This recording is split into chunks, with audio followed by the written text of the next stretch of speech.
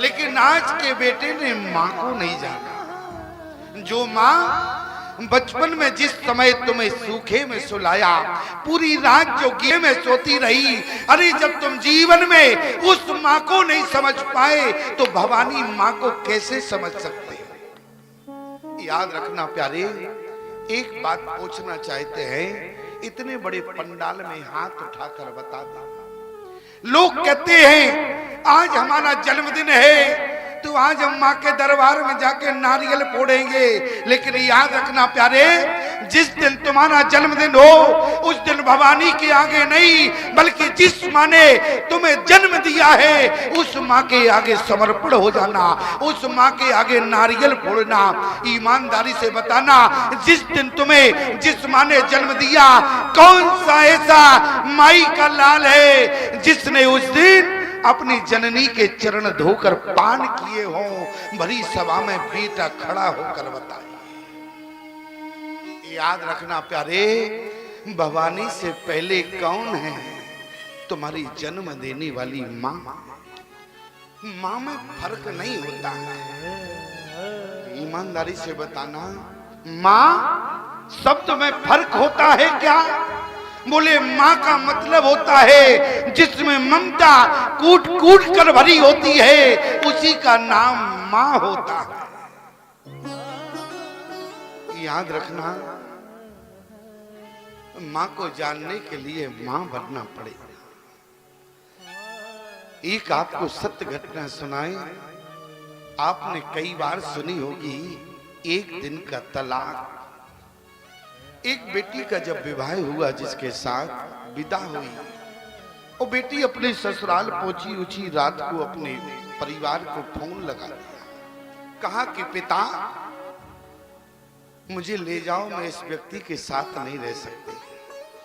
पिता ने फोन पे समझाया कि बेटी आज ही विवाह हुआ है और भला तुम उसके साथ रहना क्यों नहीं चाहती?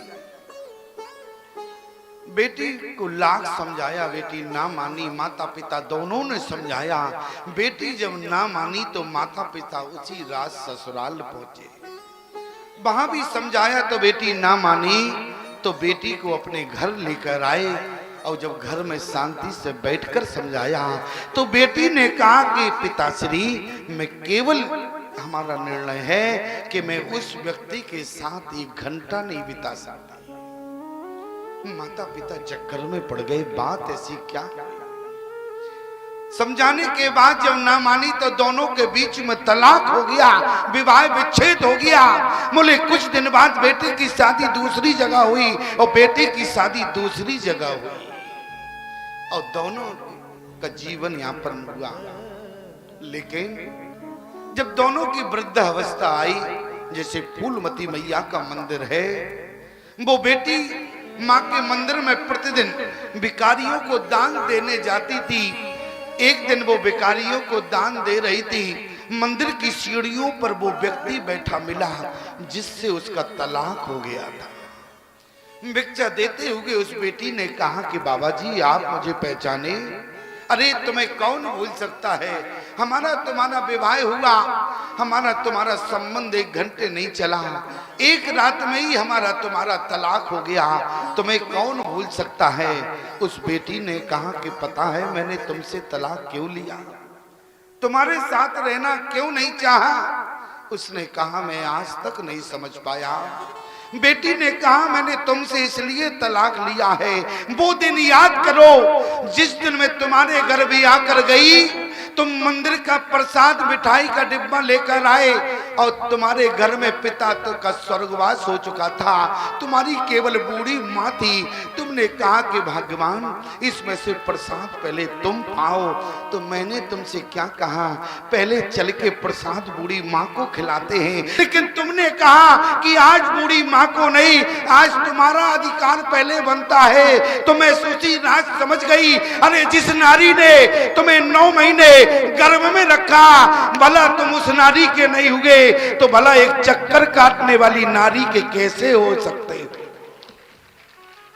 याद रखना प्यारे, माँ कौन है? माँ की ममता का कोई ना जवाब, न पहले था न आज है न आगे होगा ये जवाब। माँ की ममता का कोई ना जवाब। जो माँ अपने बेटे को प्रतिदिन अपने हाथों से भोजन बना के खिलाती है, याद रखना जिनकी भी माताएं हैं अनुभव सबको होगा।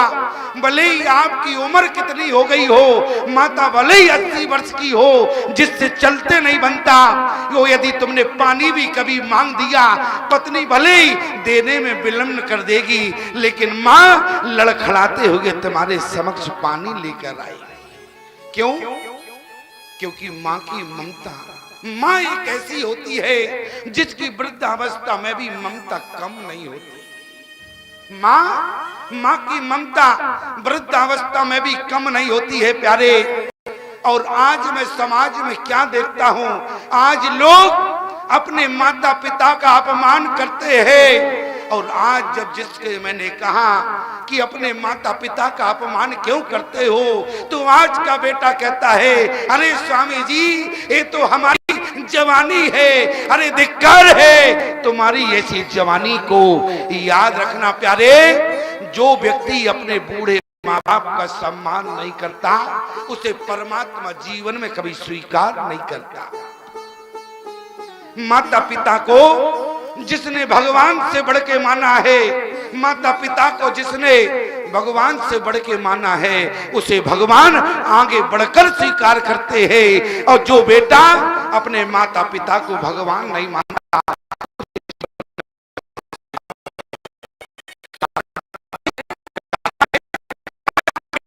उस पत्थर की मूर्ति पे तो विश्वास करता है जिस पत्थर की मूर्ति में प्राण डालने वाला एक ब्राह्मण हुआ करता है।